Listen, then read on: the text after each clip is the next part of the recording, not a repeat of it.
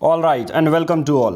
ये part number रहेगा 3 यानी कि क्लास नंबर 3 रहेगी वीडियो वीपीडीओ आरओ और एआरओ एग्ज़ाम जो कि 854 पोस्ट के लिए होने वाला है। May be probable expected date है, रिटर्न एग्ज़ाम दिया था ऑफिशियल नोटिफिकेशन में मई मंथ। ओके, मई जून जुलाई जब भी होगा बट होगा ज़रूर। नाउ इंडियन पॉलिटी हम डिस्कस कर रहे थे, 2 क्लास ऑलरेडी कर चुके हैं। बाइलिंगुअल हम करवा रहे हैं यानी कि हिंदी और इंग्लिश, चाहे आप किसी भी माध्यम के छात्र हो तो आप ये समझ पाएँ। अभी तक हमने स्थानीय शासन ये वाला चैप्टर कर लिया था। अब इसी चैप्टर को हमने क्यों स्टार्ट किया ये सबको ऑलरेडी मैं पहली क्लास में बता चुका हूँ, क्योंकि हम एट द एंड ग्राम विकास अधिकारी, ग्राम पंचायत विकास अधिकारी, समीक्षा अधिकारी के लिए प्रिपेयर कर रहे हैं। तो ग्राउंड लेवल पे बहुत ज़्यादा इंपॉर्टेंट है, मैटर करता है कि आप 3 टियर गवर्नमेंट को अच्छे से समझें। उसके लिए कौन कौन सी समिति आई, वन लाइनर के फैक्ट अभी तक हम कर चुके हैं, आरक्षण किसको कितना मिलेगा, कार्यकाल किसका कितना साल है, ठीक है। एक बार डिज़ोल्व हो जाती है अगर ग्राम पंचायत तो कितने महीने के अंदर आपको नए फ्रेश इलेक्शन करवाने पड़ते हैं, फ्रेश चुनाव करवाने पड़ते हैं। ओके, ये सब हम डिटेल में डिस्कस कर चुके हैं और ये भी डिस्कस कर चुके हैं कि सपोज जो होते हैं शेड्यूल्ड एरिया जहाँ रहते हैं कबीले वाले लोग, अनुसूचित जनजाति यानी कि शेड्यूल्ड ट्राइब वाले लोग, तो उसके लिए कौन सा एक्ट बनाया गया है, वो है पैसा एक्ट 1996 का। ये सब हम डिटेल में डिस्कस कर चुके हैं। हिंदी माध्यम के छात्र भी इसे अच्छे से देख सकते हैं क्योंकि बाइलिंगुअल है। Okay, eight the and material जो होगा हिंदी में ही रहेगा और आप इसे वीडियोज़ के साथ सिंक करके देख सकते हैं ना। स्टार्ट करते हैं आज का जो डिस्कशन है। आज हम करने वाले हैं अनुच्छेद। क्या करने वाले हैं? अनुच्छेद। किसके अनुच्छेद? आर्टिकल के अनुच्छेद, ठीक है। उससे पहले आपको टेलीग्राम ऐप डाउनलोड कर लेनी है और सर्च बॉक्स में टाइप करना है UK PR publication, UK Uttarakhand PR publication.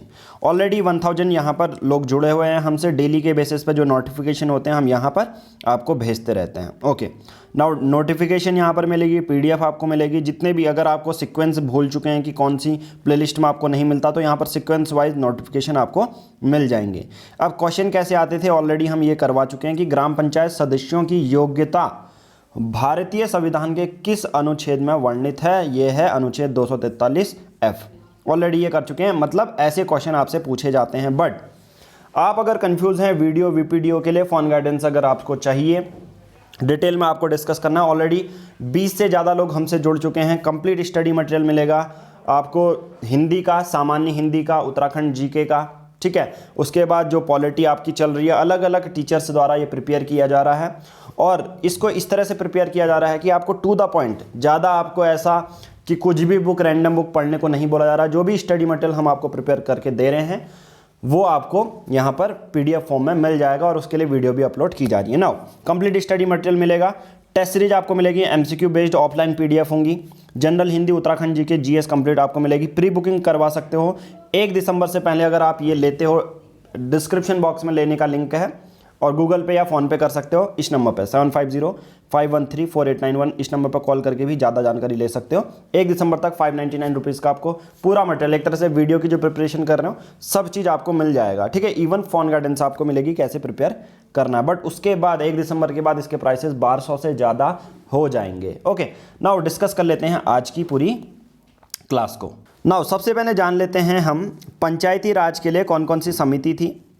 पिछले उसमें हमने देखा भी था पंचायती राज इस्टेब्लिश करने के लिए कौन कौन सी, BR राव आप सबको पता है, AC B Mishra, B Eswaran, GR Rajagopal, ठीक है। ये हम पिछले वीडियो, पिछले पार्ट में कर चुके हैं, ये आप स्क्रीनशॉट भी ले सकते हैं।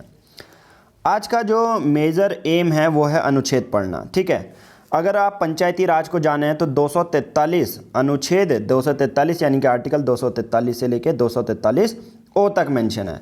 अब इसी में आपका एक नंबर फिक्स हो जाएगा कि पर्टिकुलर आपसे ये पूछा जाता है। अगर आप गलत करते हैं तो नेगेटिव मार्क्स भी है, नेगेटिव मार्किंग है इसमें। ओके, सबसे पहले हिंदी भी करेंगे, इंग्लिश भी करेंगे।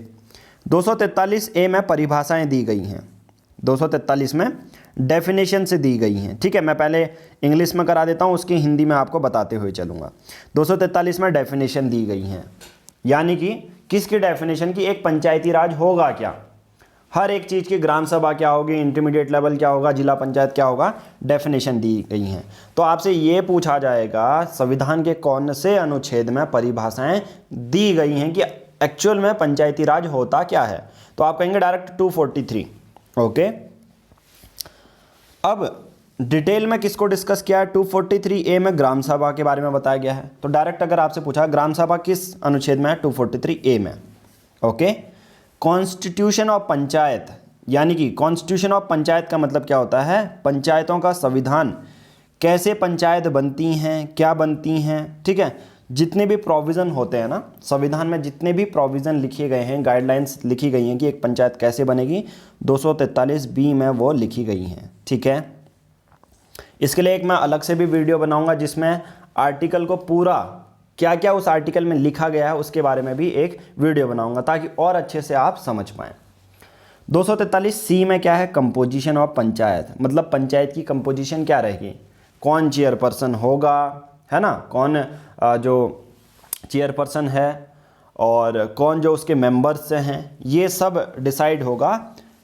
243C में लिखा गया है कि हाँ यार ये चीज़ें हैं, इतने लोग पंचायत में आएंगे, 21 साल अगर आपको हो जाएंगे तो आप पंचायत लड़ सकते हैं। ओके, 243 में रिजर्वेशन ऑफ सीट, यानी कि ये मैं आपको ऑलरेडी बता चुका हूँ कि सीट कैसे आरक्षित होती हैं, चाहे वो महिलाओं के लिए हो,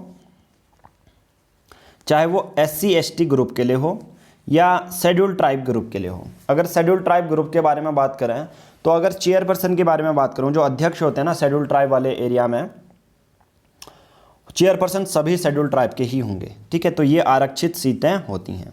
ओके, 243E में क्या है, duration of panchayat and so on, panchayat का कार्यकाल मैंने पिछली वीडियो में बताया है, आपको कमेंट बॉक्स में बताना है कितना है, ठीक है। अगर मैं यहाँ अंग्रेजी में पढ़ा रहा हूँ तो हिंदी में भी आपको एक्सप्लेन कर रहा हूँ और मटेरियल आपको यहाँ पर से मिल जाएगा। जो भी हिंदी माध्यम के छात्र अगर जो नॉर्मल वीडियो से ही पढ़ना चाहते हैं तो आप स्क्रीनशॉट ले सकते हैं इसका, ठीक है। बाकी अगर इतनी ज़्यादा मेहनत नहीं करनी है तो हमारा प्लान ले सकते हैं, ठीक है, क्योंकि यहाँ पर एक्सक्लूसिव कंटेंट हम आपको देने वाले हैं। सबसे अच्छा मौका है कि 1 दिसंबर से पहले अगर आप ये वीडियो देख रहे हैं तो आप ये प्लान ले सकते हैं। नाउ ई में क्या है फिर, ड्यूरेशन ऑफ पंचायत, कि कितने जो है साल का ड्यूरेशन होता है, अगर इलेक्शन पंचायत में इलेक्शन हो जाते हैं तो कितने साल का तक वो रहती है, वो सरकार रहती है, ठीक है। पंचायत के बारे में मैं बात कर रहा हूँ। ओके, ना उसके बाद क्या है, 243F, जो कि पूछा गया था 2018 के ग्राम पंचायत विकास अधिकारी में, डिस्क्वालिफिकेशन ऑफ मेंबरशिप, यानी कि योग्यता के बारे में ही बात की गई है। डिस्क्वालिफिकेशन ऑफ मेंबरशिप का यानी कि मतलब क्या है, सपोज कोई एक पर्सन चुना जाता है, कोई एक पर्सन चुना जाता है ग्राम पंचायत के लिए, अब उसका डिस्क्वालिफिकेशन कैसे होगा वो 243F में बताया गया है, मतलब कैसे वो डिस्क्वालीफाई होगा अपनी मेंबर पोस्ट से। सही है, समझ गए, डिस्क्वालिफिकेशन फॉर मेंबरशिप। ओके, ना उसके बाद क्या है, डिस्क्वालिफिकेशन योग्यता के बारे में बात की जा रही है ना। 243G, power, authority and responsibility of panchayat, panchayat के पास कौन सी पावर है, ऑथोरिटी या रिस्पॉन्सिबिलिटी क्या है। जैसे मैं कहूँगा टैक्स लेवी कर सकती है, अगर मेले लग रहे हैं, सपोज गांव में मेले लगे हैं तो पंचायत के पास ये पावर रहती है कि वो मेले में टैक्स लगा सकती है। ओके, वो मेले में टैक्स लगा सकती है। नाउ नेक्स्ट है 243H, power to impose taxes by and funds of panchayat. ठीक है, अब देखिए power to impose taxes by funds of panchayat, अब यानी कि यहां पर क्या बात की गई है कि किस तरह से, अब यहां स्पेसिफिक है, देखो 243H में डायरेक्ट दिया गया है। अगर आपसे पूछा जाएगा, यहां पर कंफ्यूज मत होना, अगर आपसे पूछा जाएगा पावर, ऑथोरिटी, रिस्पॉन्सिबिलिटी किस आर्टिकल में मेंशन है, 243G। अब पावर तो ये भी है कि वो टैक्स इम्पोज कर सकता है, उसको फंड कहां से आ रहे हैं, बट अगर आपसे स्पेसिफिक, देखिए एक डायरेक्ट पूछा जाएगा कि पावर, ऑथोरिटी और रिस्पॉन्सिबिलिटी, हिंदी माध्यम के छात्र के लिए भी मैं दिखा देता हूं कि पंचायतों की शक्तियां क्या हैं, प्राधिकार क्या हैं और उत्तरदायित्व क्या है, वो 243G में है। ओके, पावर तो शक्तियां तो आप सबको पता है, टैक्स वैक्स लगा सकती हैं, बट आपसे अगर पूछा जाता है एक स्पेसिफिक चीज़ तो आपको करना है 243H, power to impose taxes. ठीक है, डायरेक्ट अगर पूछा जाता है ना, टैक्स इम्पोज करना एंड फंड्स ऑफ पंचायत, जो स्टेट गवर्नमेंट से यानी कि राज्य सरकार से जो फंड जाता है, वित्त आयोग से फंड जाता है कि कितना फंड जाना चाहिए पंचायत को, है ना, ग्रामीण डेवलपमेंट के लिए, शहरी क्षेत्र का डेवलपमेंट विकास के लिए, तो 243H में वो मेंशन रहेगा। ओके, यानी कि 243H, ये देखिए पंचायतों की करारोपण की शक्ति, ठीक है, कि टैक्स कैसे लगाते हैं, H में। ओके, टैक्स लगाते हैं H में। अभी मैं ट्रिक भी लेके आऊँगा कि किस तरह से याद करना है, क्योंकि बहुत ज़्यादा मुश्किल चीज़ें होती हैं। बहुत बार बच्चे क्या करते हैं, ऐसी चीज़ों को मेमोराइज़ करते रहते हैं डे बाय डे, ठीक है, कि इस दिन याद करो, उस दिन याद करो, सुबह याद करो, शाम याद करो। बट मेरा मानना ये है और एक्सपीरियंस ये कहता है कि पर्टिकुलर कुछ ऐसी जो मेमोराइज़ करने वाली चीज़ें हैं, आप उसको अगर एक ट्रिक के बेसिस पर, अपनी अपनी ट्रिक बनाने के बेसिस पर याद करें तो वो ज़्यादा अच्छा रहेगा, क्योंकि ट्रिक के क्वेश्चन कभी गलत नहीं हो सकते आपसे। यानी कि देखो, अगर आप मेमोराइज करोगे, 4 ऑप्शन आपको वहाँ पर मिलते हैं, तो मोस्ट प्रोबेबल चांसेस हैं कि आप गलत कर जाएंगे वो प्रश्न। बट आपके पास है ट्रिक, तो आप कभी नहीं भूलेंगे, ठीक है। आप ट्राई करके देख सकते हैं इसको। चलो, ये तो बात के बारे में बताता हूँ मैं आपको कि ट्रिक भी लेके आऊँगा, बट नॉर्मल अभी जो जनरल चीज़ें होती हैं कि किस तरह से याद करना है। Power to impose taxes by funds of panchayat. I में क्या है, constitution of finance commission to review financial position. Finance commission आप सबको पता है अनुच्छेद 280 में होता है, और फाइनेंस कमीशन के बारे में बात करूँ, राज्य के फाइनेंस कमीशन के बारे में बात की गई है 243I में। 243I में क्या है, वित्तीय स्थिति की समीक्षा के लिए वित्त आयोग का गठन, ठीक है, कि गठन कि किस तरह से फाइनेंस कमीशन को बनाया गया। 243J में audit of account of panchayat. अब जो पैसे दिए गए हैं उनका भी तो ऑडिट होगा, है ना, कि पंचायत ने कहाँ खर्चा किया, क्या किया, ठीक है, उन पैसों का किया 243J में। तो आप समझ सकते हैं, इस तरह से मैं ट्रिक बनाने वाला हूँ कि पहले पैसे मिले, फिर उसको अकाउंट होगा, तो इस तरह से ABCDFGHIJKLMNOPQRST ये पढ़ते रहेंगे। ओके, के में है इलेक्शन टू पंचायत। अब चुनाव भी होने हैं, तो चुनाव किस में मेंशन है, पंचायत के चुनाव हैं के में। यूनियन टेरिटरीज के लिए जो एप्लीकेशन है वो एल में है, कि यानी कि देखो पंचायत जो होंगी केंद्र शासित प्रदेशों में भी तो इस्टेब्लिश होंगी, है ना, ऐसा नहीं कि यार सब राज्यों में हो रही हैं। एप्लीकेशन टू यूनियन टेरिटरीज में 243L में। एम में है part not to apply to certain areas. किस केस में आप सबको पता है, मैंने 10 ऐसे जो है राज्य बताए, ऐसे एरियाज़ बताएं जहाँ पर अप्लाई नहीं होगा, तो वो एम में डिटेल दी गई है उसकी, ठीक है। तो आई थिंक आपको ये क्लियर हो गया होगा। संघीय क्षेत्रों पर लागू होना, कतिपय मामलों में इस भाग का लागू नहीं होना, ठीक है, कतिपय इस भाग का लागू ना होना। Part not to apply to certain areas is included in 243M। Now N में क्या है, continuance of existing laws and panchayat. जो पहले के ही कानून हैं, पंचायत हैं, वो हमेशा रहेगी। ऐसा नहीं कि यार 2025 में पंचायत ख़त्म हो जाएंगी। पहले से विद्यमान कानूनों एवं पंचायतों की जारी रहना। अब जो ये पंचायत चल रही है, जो संविधान में मेंशन है, वो जारी रहेगी, एन। ओके, और एट द एंड लास्ट हम करेंगे 243O, bar to interfere by court in electoral matter. जैसा मैंने ऑलरेडी ये पढ़ा चुका हूँ कि अगर कॉन्स्टिट्यूएंसीज में जितनी भी, जैसे मान के चलो आपकी कोई ग्राम पंचायत है, चलो आप एक्स राज्य में रहते हो, वाई जिला है और वाई का जेड ग्राम पंचायत है। आप सब लोगों की ग्राम पंचायत होगी। जहाँ अभी आप कहीं पढ़ाई कर रहे हैं तो वो अलग बात है, आप जिस जगह पर रहते हैं, आपका जैसे किसी जगह डोमिसाइल है आपका, उस जगह आपकी ग्राम पंचायत होगी। आपका वहाँ नहीं है तो सिंपल सी बात है, आपकी गाँव में होगी ग्राम पंचायत, है ना। तो अब क्या हो सकता है, कोर्ट में वो मामला नहीं जाएगा क्योंकि वो ग्राम पंचायत से रिलेटेड है। तो 243O में यही बताया गया है कि जो भी कॉन्स्टिट्यूएंसीज में कितनी सीट एलोकेट होनी है, वो अक्सर एक राज्य ही डिसाइड कर लेता है। जो विधानसभा होती है ना, स्टेट लेजिस्लेचर, वो डिसाइड करता है, रेदर देन कि वो सुप्रीम कोर्ट या हाई कोर्ट में नहीं जा पाएंगे, ठीक है। तो bar to interfere by courts in electoral matter उनके अपने ही होंगे, उनकी अपनी अथॉरिटी होगी। अगर यही चीज़ मैं बात करूँ, राज्य के इलेक्शन हो रहे हैं, राज्य के चुनाव हो रहे हैं या नेशनल लेवल पर चुनाव हो रहे हैं, अगर वहाँ कॉन्स्टिट्यूएंसीज में सीट का, इसकी इतनी सीट कर दी, उतनी सीट कर दी, तो फिर सुप्रीम कोर्ट इंटरफेयर कर सकता है। बट अगर बात करूँ ग्राम पंचायती वाले इलेक्शन में, कोर्ट इंटरफेयर नहीं करता है। ओके, तो ये सब हमने डिटेल में डिस्कस कर लिया।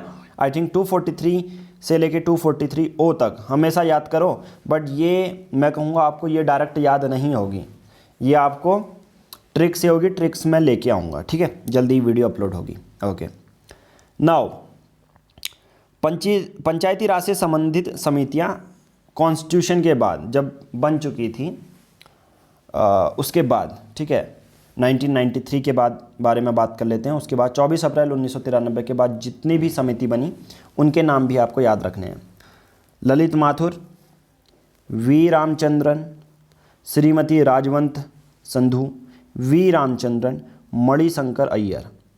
ये जब पंचायती राज को एक संवैधानिक बॉडी मिल चुकी थी, उसका रिकग्निशन हो चुका था, उसके बाद जो भी समिति बनी है उनका नाम ये है। समिति का नाम याद रखो बस, वही चीज़ हिंदी में ललित माथुर है, वी रामचंद्रन है, श्रीमती राजवंत संधू हैं, और कब बनी थी, कब इस्टेब्लिश हुई थी, ये आपके सामने है। 2001 में 2000 रिपोर्ट की, 2005 में बनी तो 2006 में रिपोर्ट की गई, 2010 में बनाई गई थी, अपॉइंट की गई थी, 2012 में इन्होंने अपनी रिपोर्ट सबमिट करी, मणिशंकर ने 2012 में, और 2013 में अपनी रिपोर्ट सबमिट की। ओके, अब आगे और क्या जानना है इस पूरी वीडियो में? आगे एक और चीज़ जान लेते हैं जिसके बेसिस पे कुछ चीज़ें हमें जाननी चाहिए, जो कि, ठीक है, मैं इंग्लिश में समझाता हूँ, इंग्लिश में पढ़ लेता हूँ स्टडी मटेरियल के बेसिस पे, हिंदी में लो, आप स्क्रीनशॉट ले सकते हो, ठीक है, यहाँ पर से स्क्रीनशॉट आप ले सकते हो, यहाँ पर पॉज कर लेना, फिर इसको पॉज कर लेना। बाकी आपको स्टडी मटेरियल चाहिए तो एक साथ आपको मिल ही रहा है, ठीक है, तो इतना ज़्यादा वो मत करो। Towards the first general panchayat. अब देखो पंचायती राज इस्टेब्लिश कैसे हुई, लास्ट में हम कुछ चीज़ें पढ़ लेते हैं, एक तरह से सीक्वेंस, ठीक है, फिर उसके बाद कुछ गवर्नमेंट वेबसाइट के फैक्ट अगली वीडियो में पढ़ेंगे, ठीक है, क्या क्या फैक्ट हैं, बट 2001 तक कौन कौन से अमेंडमेंट हुए, जो इम्पोर्टेंट है हमारे लिए है, वो मैं आपको बता देता हूँ। ओके, देखो सबसे पहले हुआ क्या, देखो 1948-1949 में जब हमारा भारत आज़ाद हो गया था, उसके बाद आप सबको पता है कॉन्स्टिट्यूएंट असेंबली बन रही थी, कॉन्स्टिट्यूएंट असेंबली बन रही थी। कॉन्स्टिट्यूएंट असेंबली क्या है आप सबको पता है, जिसने भी संविधान बनाया उसी असेंबली को कहते हैं कॉन्स्टिट्यूएंट असेंबली, ठीक है, जिसने कॉन्स्टिट्यूशन फ्रेम किया कॉन्स्टिट्यूएंट असेंबली। अब 1948 और 1949 से ही बात हो रही थी कि पंचायती राज का क्या रोल है इंडियन पॉलिटी में। हालांकि आप सबको पता है संविधान में उसको जगह मिली 1993 में, बट उससे पहले आज़ादी के बाद क्या क्या चीज़ें हुई। 1950 में आप सबको पता है कॉन्स्टिट्यूशन हमारी शुरुआत हो जाती है 26 जनवरी 1950 से, बट उस दौरान आर्टिकल 40, अभी हमने बात की थी ना, जब पहला चैप्टर आपने पढ़ा होगा क्लास 1 जो हमने पढ़ाया था, तो आर्टिकल 40 अनुच्छेद 40 DPSP है, ठीक है, वो समझाया है मैंने हिंदी में भी, DPSP क्या है वो आप पढ़ सकते हैं, बट मैं यहाँ पर अभी आपको बताता हूँ। अनुच्छेद 40 में ये लिखा गया है कि राज्य की ये रिस्पॉन्सिबिलिटी रहेगी कि वो विलेज पंचायत सेटअप करे, विलेज डेवलपमेंट के लिए काम करे। 1952 में कम्युनिटी डेवलपमेंट प्रोग्राम चलते हैं, 2 अक्टूबर से स्टार्ट होते हैं। 1957 से ये कमेटी बैठना शुरू हो जाती हैं। बलवंत राय मेहता की कमेटी होती है, जनवरी में अपॉइंट होती है, अपनी रिपोर्ट 24 नवंबर को सबमिट कर देती है। 1958 में several state government enact new panchayat act bringing the 3 tyre panchayat system. 1958 से बहुत सारे, अब ऐसा नहीं होता है कि जब संविधान में इसको लागू हुआ 24 अप्रैल 1993 से, उसके बाद ही पंचायत इस्टेब्लिश की गई थी। मैं कहूँगा आपसे 1958 से 1960 के बीच में ही बहुत सारे राज्यों ने नए पंचायत के जो कानून हैं वो स्थापित करना शुरू कर दिए गए थे 3 टायर पंचायती सिस्टम में, ठीक है, ग्राम में, जिला पंचायत में, इंटरमीडिएट वाले, माध्यमिक वाले में। 1959 वो वर्ष है जब Jawaharlal Nehru inaugurate the first general panchayat at Nagaur in Rajasthan. 2 October Kerala district council bills introduce in Kerala assembly, lapses after assembly is dissolve. अब देखो हुआ क्या, सबसे पहली पंचायत, ये मैं ऑलरेडी 1 लाइनर फैक्ट आपको बता चुका हूँ, कहाँ इस्टेब्लिश हुई थी, राजस्थान के नागौर डिस्ट्रिक्ट में। कब? 2 अक्टूबर को, ठीक है, 2 अक्टूबर को। किसने इनॉग्रेट की थी ये भी याद रखना, जवाहरलाल नेहरू ने 1959 में। ये पहला आपको याद ही रखना है, पहले जनरल पंचायत इस्टेब्लिश हो गई थी। ओके, अब 1964 में decline of first general panchayat Raj institution, धीरे धीरे डिक्लाइन होने लगे थे। अब किस तरह से ग्रोथ होने लगी थी वो डिस्कस कर लेते हैं। 1978 में क्या हुआ, पंचायत के इलेक्शन होने लगे थे वेस्ट बंगाल में। अभी भी आप सबको पता है संवैधानिक रिकॉग्निशन नहीं मिली है, ठीक है।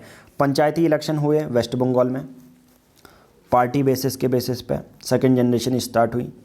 अशोक मेहता की भी कमेटी आई कि यार किस तरह से हम अपॉइंट 12 दिसंबर 1977 को ही, रिपोर्ट 21 अगस्त को उन्होंने सबमिट कर दी। 1983 में कर्नाटका सरकार ने पंचायती राज इंस्टीट्यूशन एक्ट किया इस्टेब्लिश। 1984 में हनुमंत राव की कमेटी बैठी डिस्ट्रिक्ट लेवल प्लानिंग में, ठीक है, जो कि प्लानिंग कमीशन ने इस्टेब्लिश की थी 1984। यह हनुमंत राव की कमेटी बहुत इंपॉर्टेंट है, आप इसको स्टार मार्क कर सकते हैं। ये पूछा जाएगा कि जिला पंचायत लेवल पे, ठीक है, जिला पंचायत लेवल पे अपॉइंट की थी प्लानिंग कमीशन ने, ठीक है, ये याद रखना। बाकी ये कर्नाटक का याद नहीं भी करोगे चलेगा, बट यहाँ पर एक वन लाइनर सोर्स है तो वो मैंने आपको बता दिया। ओके, और क्या है आपको जानने लायक, ठीक है, और कुछ यहाँ पर ज़्यादा जानने को लायक नहीं है। कॉन्स्टिट्यूलाइजेशन ऑफ पंचायती राज, ठीक है, ये तो ऑलरेडी मैं बता चुका हूँ। एल एम सिंघवी की रिपोर्ट, इन्होंने 1986 में ये बोला था कि पंचायत को कॉन्स्टिट्यूशनल स्टेटस मिलना चाहिए, यानी कि संवैधानिक स्टेटस मिलना चाहिए पंचायत को। ऐसा किसने बताया था? एल एम सिंघवी ने बताया था, ये आपको याद होना चाहिए।